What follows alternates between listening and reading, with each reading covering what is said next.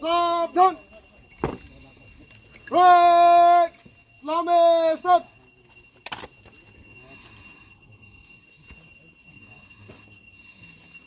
Right. Sok sat.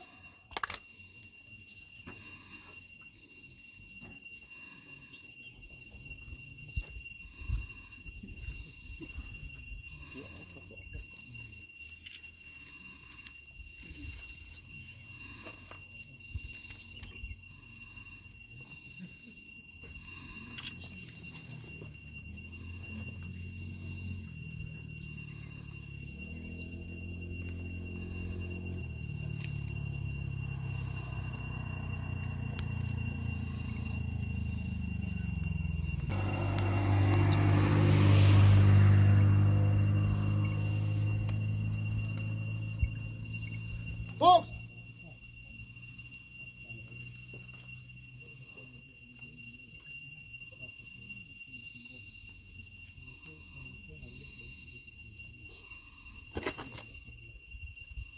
MVV founder Pu Laldenga, zahna, condolence, salute, salute. Rifle lock. Fire.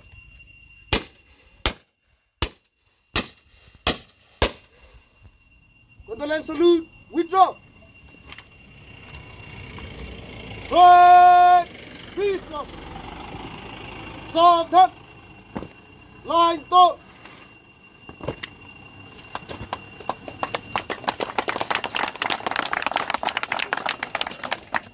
Lũ em.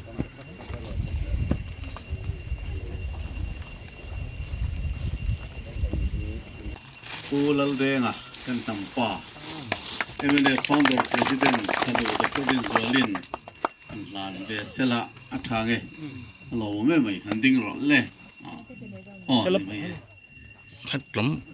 Hay là bảo là hơi đủ. Ring takin pe. Oh. Ram lal chunga lom voi ni a kan senior tak mai local yoma aping kha kan thengil de Sap lian sap lian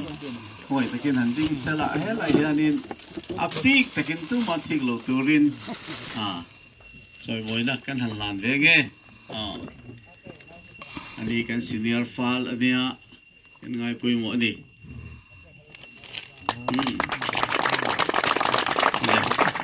ke voi ni ya ni pui mo tak mai phang tur local zong sung te abik takin hei kanjil headquarter atagin party kan national core committee member kan MLA zong tak pulal rin chuang silo ani kan deputy leader legislative assembly nia yun tel pui theya tin chuba ka chuan kan MLA zong tak mai puarem chakma khoi takin an ding le lokte ani hewai khat local na dewania ani hi chief executive committee kan tia chakma district council a chuan chief minister di tiang jong han soi thome la thome in bial ti mele winia elaya tel kan pu ka tin jil headquarter tagin mi ngam sat kha kan din ti to a ka soi to lovanga tin kan examine association president puza male thopui te kha khoi takin ni zana Solomon riak to handing le re to kut bag in lo lom tem am kum lom kan ka pite hen an ku pove senior de to maro chu hi an fakom tho ting ka ria kong thui taka nimin lama an ron kheng to ke suba ka chun voi ne hian hei pol chi sang tam tak voi ne hian he fun lu tak mai min lut puya min man pui tu te kan hun ser sang tu te le lai kan hun min ron mai pui mo sak tu zong sung te chunga MVV jil headquarter mingin lom thu thinlung chung rel tangin kan soidu ani ti mek lai chuan e helai mun he avan lo tha em katia kan kalkaber kan national highway kam mun thalu tuk bai jin vei wak ten chorbu atana an man thei tur di bok te hi avan rem em katia nakira chuan thiling engmoti changtun dan te po langai to hial athat kan ring dewa alo mum hi kate me maya jil headquarter ten tin lung takin voine tiang kan bo sai thi turata na boi pui tu zong sung te ram pe tu te khang chuwa khan lom thu kan soi ngoi ni ti kan soi du ni chu ti mek lai chuan he program mang tura kan im bo sai de hi review to kum lai hall malam de to khania kan examine association ho tu te pusi za matele ho tu dang te ren kan soi ho thina pur tui trak lai kal chen ni lo akonga thalo an te dika chuan hei hun rem sang voine kan nei thei ta hi alom katia chuti mek lai ro chuan kan hriat lok mea lo thil poi tak mai alo khenga ei tun nai mai ni min pia mai thil kheng kha poi kan ti tak ka seta kan thin lung ram hi zofa te bin vit ngoi ani kan nam pasal tha som suang ten nun na an cha na chumi pia lama pi zo sang kimi mar ani hi rong taka kha an ni le zel te hi voine hian arab tha ka zofa khovel mun tina om zong song te hian voine hian thin lung ta hin kan sun tak set ani ti hi ka soi duwa hetiang thili thleng to lo sel ti kan du ni apoi tak set ta chu be wang chuan helai kan hun bi han tuk lai apo kha kan an thlen lim khan kan lai pe chok lo deuh nen soloma marin pui lama hun va bang ma sai la kan tia marin puya kan ho tu pui mo tak te an tel kim thang reng riawa ten chuan function toy te su ta kan neya ralna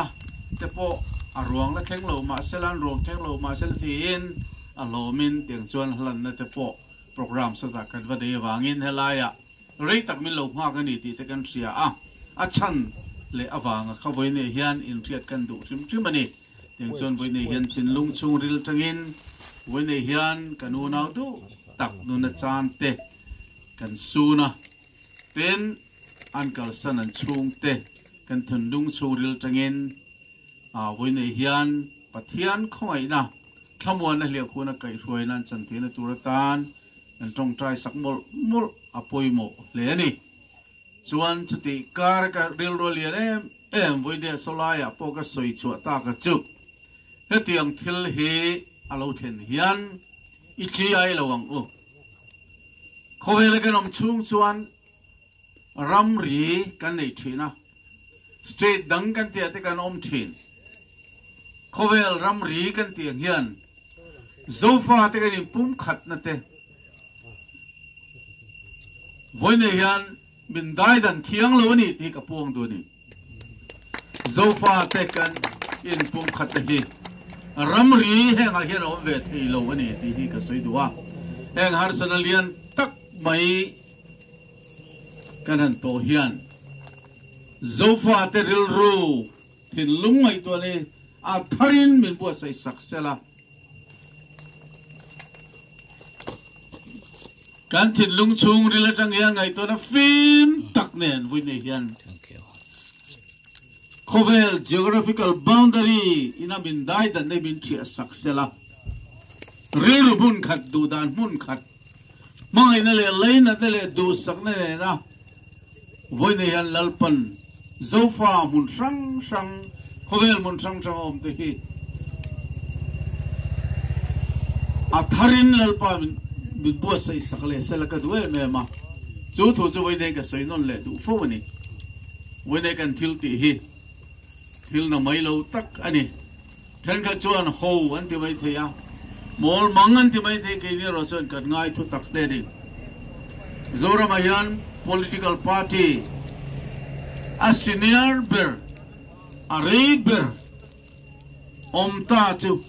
henam party kum sa ka zakwa somruk le pakhat october ni som ni le paniat din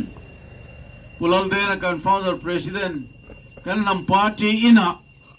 mi ro pui tak ten kal khom lo mi tlem te khovel ngai chuan mi ro pui kal khom lo ma sela sam som ni chang sari hi kha polan din ni khanan chiar chuani then kadin tolai lia ten ringa then kadin sakor ten ringa cái nero chuan lalpa pathian mình kan làm giàu căng chắc na ni lo thiếu ti thế na ni lo lalpa cái xuôi na in ngặt hen ham party ni chú bé vàng chuan he nam party hiền moto chang von poi mo tak mai dei chu pathian le kan ram tan ti ni kan ram hi poi mo ma se kan ramai kan da ma sak tur chu lalpa bi zo nama min siam tu zo fa min din tu hi apoi mo phasa ni ti hi kan thiat non le wine kan thil ti program kan man mek la hian ka soi du a chu kan ril ro riak sela ka du ni wine hian Manipur state a zo fa ule now du takte mun sang kan oma abik takin Churachandpur district a pe chon kan tam le zol kan ria har sana tam tak kan tok thin ti kan ria a henga yan ka duai ma yan inin tharung thin ti ka ria a in tharun lo hun lai tak te yan inin tharung thin ni a tha ka ti lo wa chuan when they had nam party MNF hi atak taka chuan political party not hian lo he nam din chuan tur tak takatan te pathianina mi zonam zofanam asiam adin chuan tur tan le a him na tur ta dian he nam party hi adigani ti kapuang chuak duri chú này gan din chan ani ti hiat tha kanom na chola tak kar tak di masela voi ne hian reu mun khat tin lung mun khat a fo khomin voi ne hian yom thar leung u ti hi ka soi du ni chu bang chuan voi ne kan thil ti hi avan poimo em chu bang chuan a to pa ka soi du chu he kan ram kan nam kanin pum khat na ti chhei zonga thilom re hi MNF hian kan pa chon ngam ani ti hi kapuang du ni chuang chon voine hian heng voine kan thil ti hian in pum khat na tha ten zo fa ti singa nam chi bing chi rang po kan om thei heng zong hi MNF va chuan kan leni ti po hi kapuang chuak tu ni chuan voine hian heng kan thil ti hian in pum khat na tha in laina na tha mai na thuk zoka kan tu lai khovel in ngir ngo na le in be na tam tak le in soi sa tam tak khen na kara hian voine kan thil ti hian ra atharin chua selati hi ka duem ema chu voi ni hian MVV general headquarters bing po in he program kan man mek la hian